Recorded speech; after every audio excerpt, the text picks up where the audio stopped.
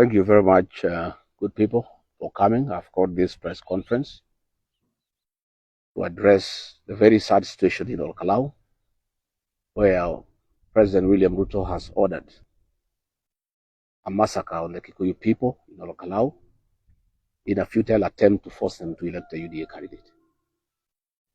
When the IG announced that he would deploy 2,000 police officers in Kalou, I wrote to him and I told him I had information that there were sinister motives. I did inform the IG that he has lost the control of the National Police Service, and that deployment has been done by Kipchumba Murkomen, Raymond Omolo, under the instructions of President William Ruto. I did inform the IG Douglas Kaja that rogue police officers operating under members of parliament had been dispatched to Olkalau to cause mayhem. There are three groups of rogue police officers. One is under Eric Wamumbi and his wife Betty Maina, is called Nairobi Sierra. Another one is under Dennis Itumbe, and another rogue 40 officers under Charles Karondo of the Communication Authority. The IG admittedly has deployed 16 police officers in every polling station, and voting has been going on very peacefully. Up to now, 54% of the population has cast their votes. The people have been very peaceful and there has been no problem. At around 12 noon, the UDA people realized that they have lost the election, where our candidate is leading with almost 95% of the votes that have been cast.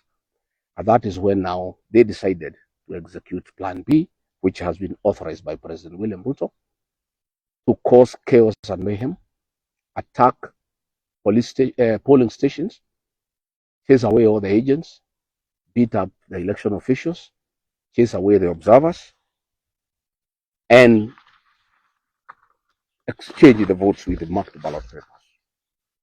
As we speak, Munyeki Primary School has been attacked. Huruma Primary School has been attacked. AC Primary School, the biggest polling station, has been attacked. Nyakiambi Polling Station, Gorika, and Mombi.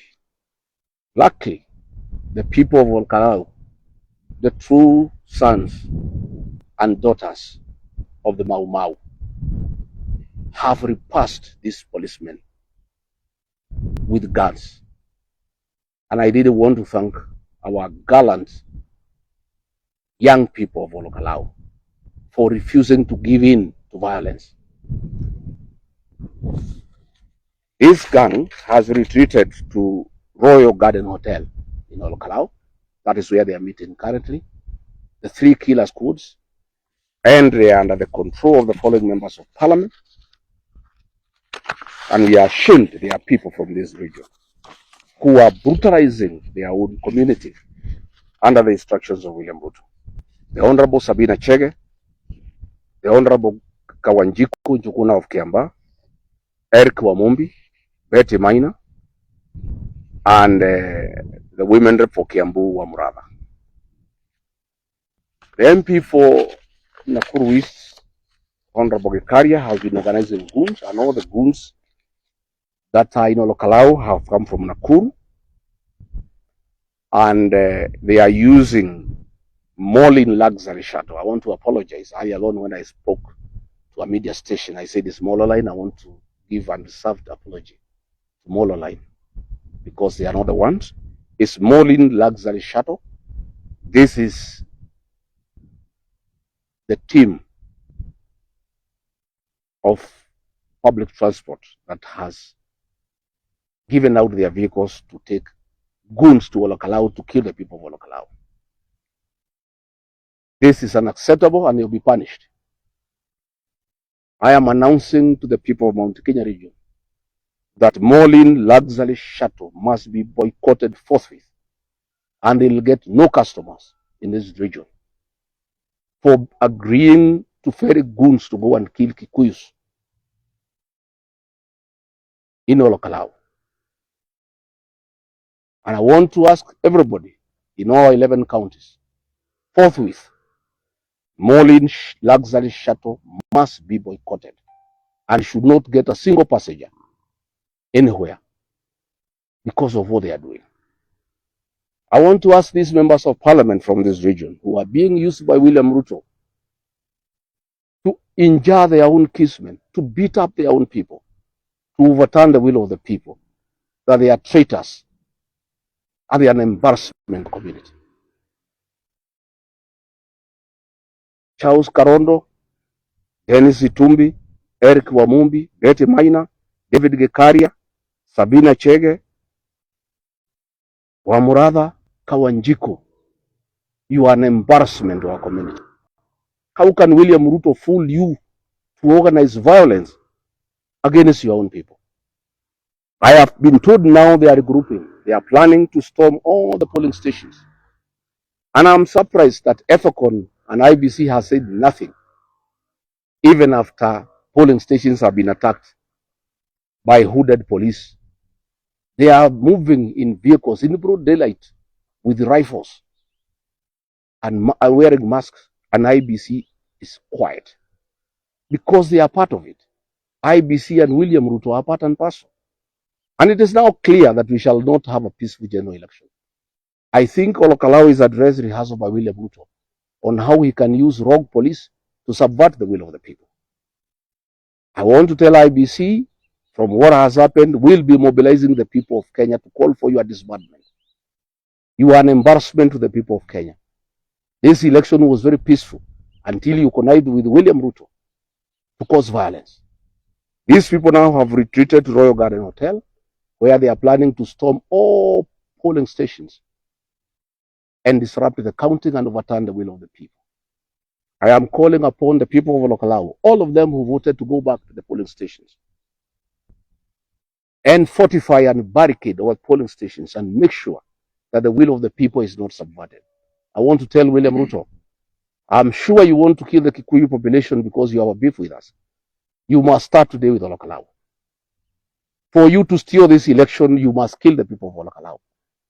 And that is, if that is what you have decided, to kill the people of Kalou, please go ahead. And I'm asking everybody from Kalou, all our young men, women, old men, to go back to the polling stations and fortify them and stop these police goons from subverting the will of the people. We cannot allow William Ruto to subvert the will of the people, to successfully conduct a pilot on how he shall force the people of Kenya to elect him as president next year. IG Douglas Kanja, much I sympathize with you. You are an embarrassment to our people here, not just in Nyeri, but the mountain. This afternoon, Douglas Kanja is my neighbor here. I called a common friend and asked him to call Douglas Kanja and put him on speakerphone and pose to him two questions. Why is he allowing William Ruto to use him to kill and maim his kinsmen from the mountain? I asked him to ask him, why has he surrendered the command of the National Police Service to Kipchumba Murkomen and his tribesmen? Because these are Ruto and his tribesmen who have declared war on the Kikuyu people.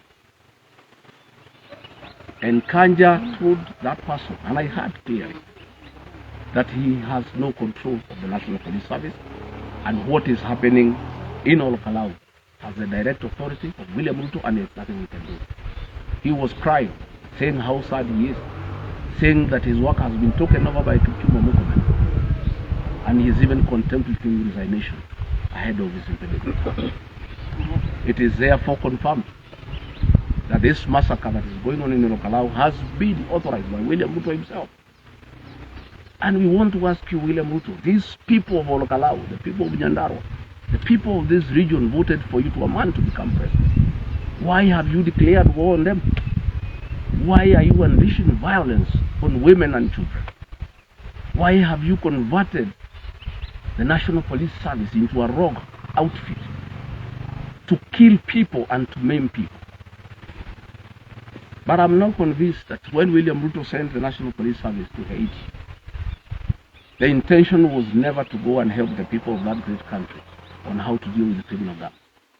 He actually sent the National Police Service to benchmark and learn how to work with the criminals and goons to assist him to be elected by the people of Kenya next year. I want to say now I'm convinced than ever before that we shall not have a peaceful election, that we shall have anarchy and civil war. If what William Ruto is doing in Kalou today is what will happen next year, there will be civil war in this country. We have seen it. You, the media, the nation newspaper, the NTV, the journalists who are beaten up, and their equipment confiscated, so that they don't record the mayhem that is happening in Kalou. So Kenyans must know now, they must be prepared, that we are going to have a big problem next year. We have a compromised IBC working under William Ruto.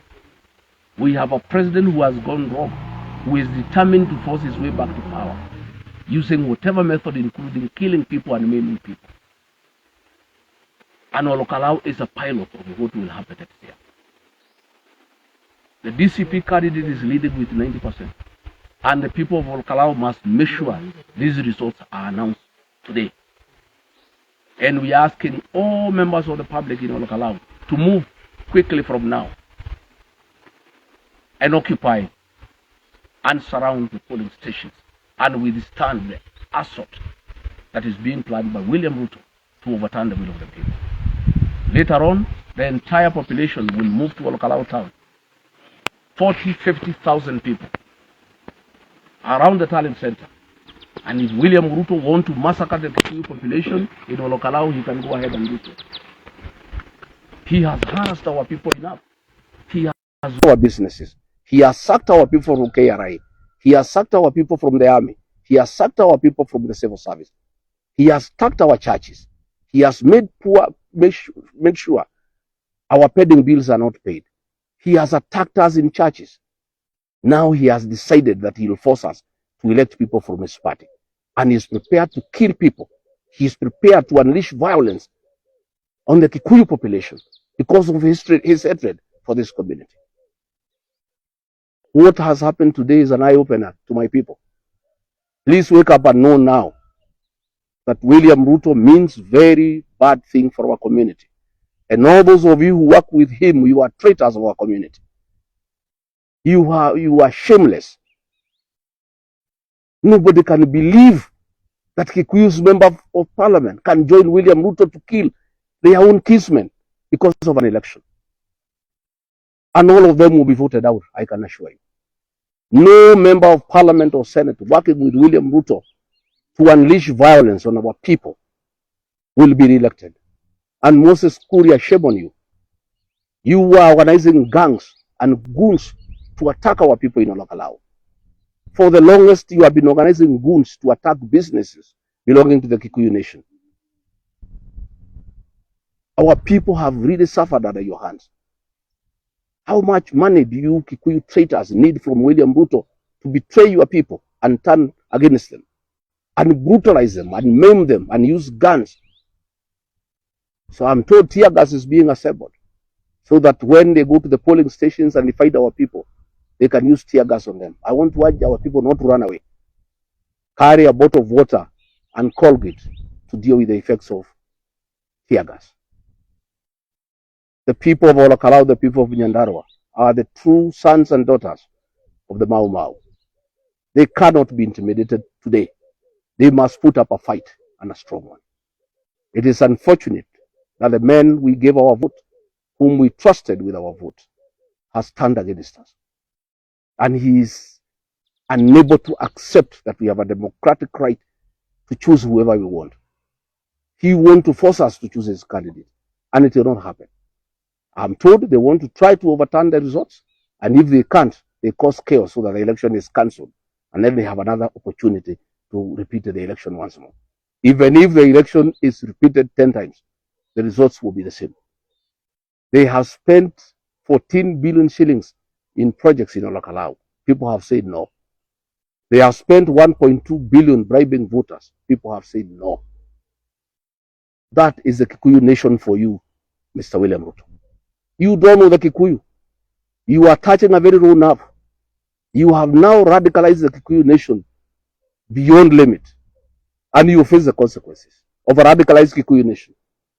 And I'll be calling upon this community to boycott all your public meetings forthwith because you have declared war on the community.